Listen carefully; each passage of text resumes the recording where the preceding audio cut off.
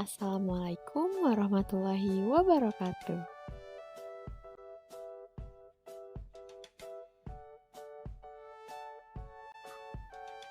Apa kabar teman-teman? Semoga teman-teman dalam keadaan sehat dan selalu dalam lindungan Allah Subhanahu wa Ta'ala. Perkenalkan, nama saya Dinda Salwa Fajriyati. Saya mahasiswi Universitas Juanda Bogor, Fakultas Keguruan dan Ilmu Pendidikan, Program Studi Pendidikan Guru Sekolah Dasar, kelas reguler semester 1C. Di sini, saya akan menjelaskan materi mata kuliah Psikologi Pendidikan yang berjudul Keragaman Individu dalam Kegiatan Pendidikan.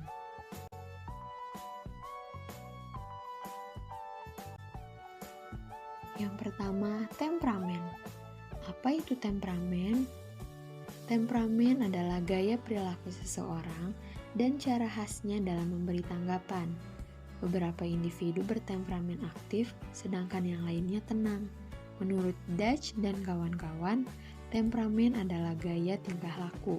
Menurut Edward, temperamen ialah salah satu sikap yang dipengaruhi oleh psikis dan jasmani. Temperamen sikap berasal dari keturunan dan watak bawaan seseorang, pengaruh pendidikan dan lingkungan, tidak dapat memberikan dampak secara langsung. Cara yang tipikal dari respon individu terhadap lingkungan meliputi yang pertama, tingkat aktivitas sebagai cara untuk mengekspresikan aktivitas fisik harian seseorang sebagai angka. Yang kedua, intensitas emosional adalah bagaimana gambaran emosi yang dapat mempengaruhi satu sama lain. Ketika emosi berapi-api, maka dapat mempengaruhi emosi rekan lainnya. Yang ketiga, rentang perhatian adalah jumlah waktu bahwa seseorang dapat berkonsentrasi pada tugas tanpa menjadi terganggu. Perbedaan temperamental dapat diidentifikasi pada saat bayi lahir. Kemudian, apa itu slow to warm up children? Slow to warm up children adalah anak yang membutuhkan waktu untuk beradaptasi. Anak tidak segera beradaptasi, tetapi melakukan observasi terhadap lingkungannya terlebih dahulu. Yang pertama, memerlukan pemanasan waktu yang lama, mendekati situasi baru dengan hati-hati, kurang bersemangat, adaptasi lambat, tidak aktif, dan suasana hati yang negatif.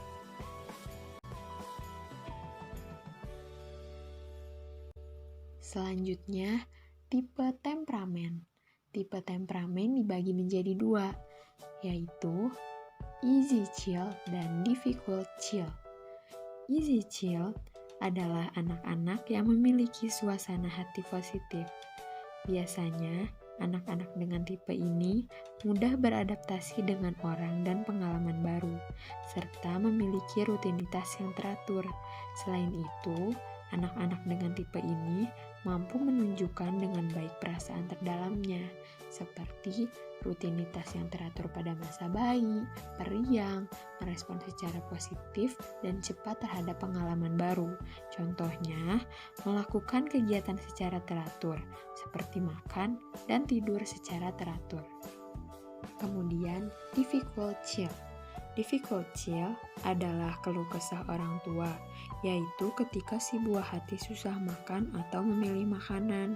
Biasanya, anak akan makan apabila suka dengan makanannya, dan tidak makan apabila tidak suka dengan makanan tersebut, seperti perilaku menarik diri, memprotes situasi baru, dan rutinitas harian yang tidak teratur.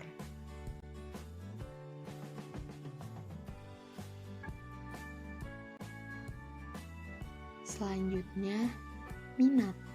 Apa itu minat?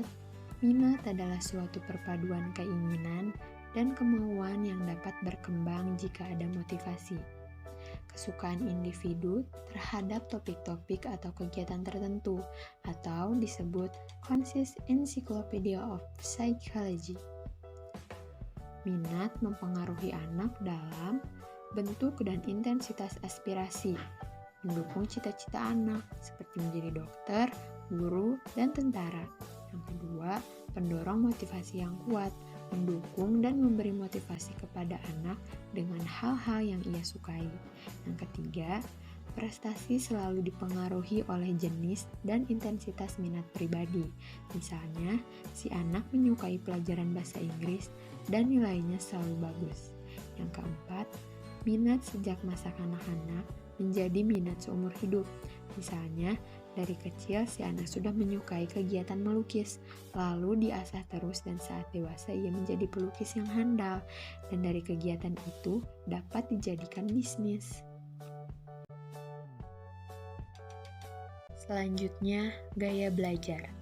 Gaya belajar merupakan kecenderungan siswa untuk mengadaptasi strategi tertentu dalam belajarnya, sebagai bentuk tanggung jawabnya untuk mendapatkan suatu pendekatan belajar yang sesuai dengan tuntutan belajar di kelas atau di sekolah maupun tuntutan dari mata pelajaran. Gaya belajar dibagi menjadi 3. Yang pertama, gaya auditori, gaya visual, dan gaya kinestik. Gaya auditori adalah gaya belajar yang cenderung menggunakan indera pendengaran. Seseorang yang memiliki gaya belajar ini lebih mudah menyerap informasi melalui suara. Ia mudah menangkap informasi melalui media ceramah, dialog, diskusi, rekaman, bahkan musik. Contohnya, dengan menggambarkan kata-kata yang anak lakukan, seperti, jika kamu rajin belajar, maka kamu jadi anak yang pintar. Yang kedua, gaya visual. Gaya visual adalah gaya belajar yang cenderung menggunakan indera penglihatan dibandingkan pendengaran. Seseorang lebih tajam mengamati sebuah objek dalam memperoleh informasi. Seseorang cenderung tertarik dengan cara melihat tulisan, gambar, poster, diagram, grafik, dan lain-lain. Contohnya, sesuatu yang dilakukan dengan gerakan tidak menjelaskan dengan suara saja. Yang ketiga, gaya kinestik. Gaya kinestik adalah gaya yang mengharuskan individu bersangkutan menyentuh sesuatu yang memberikan informasi tertentu agar ia bisa mengingatnya. Karakter pertama adalah menempatkan tangan sebagai alat penerima informasi utama agar bisa terus mengingatnya. Contohnya, saat guru menerangkan pelajaran, ia mendengarkan sambil tangannya asyik menggambar. Suka menggunakan objek nyata sebagai alat bantu belajar, sulit menguasai hal-hal abstrak seperti peta, simbol, dan lambang. Yang terakhir, faktor internal dan eksternal pembelajaran. Faktor internal pembelajaran dibagi menjadi 3, yaitu faktor kesehatan, faktor psikologi, dan faktor fisiologis. Faktor kesehatan berpengaruh terhadap hasil belajar.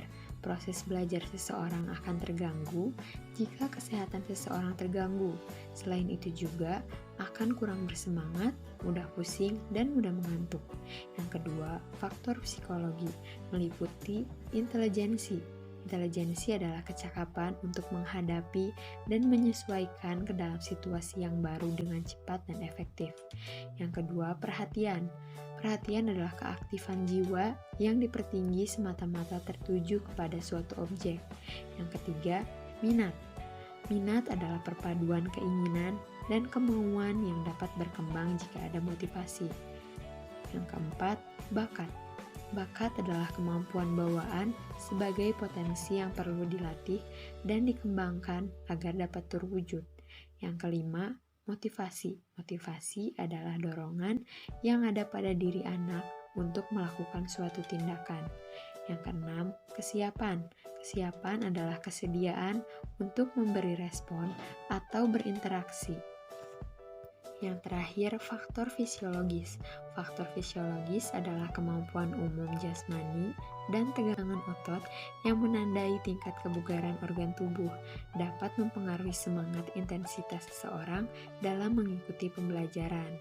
Selanjutnya, faktor eksternal pembelajaran. Faktor eksternal yang pertama, pengalaman hidup, meliputi komposisi keluarga, urutan kelahiran anak yang dianiaya dan diabaikan, usia orang tua, status sosial ekonomi, tingkat pendidikan orang tua, dan kondisi khusus. Yang kedua, budaya. meliputi berpikir, bersikap, berinteraksi, dan perbedaan budaya, menyebabkan terjadinya kesalahan interpretasi terhadap perilaku anak. Thanks for watching. Assalamualaikum.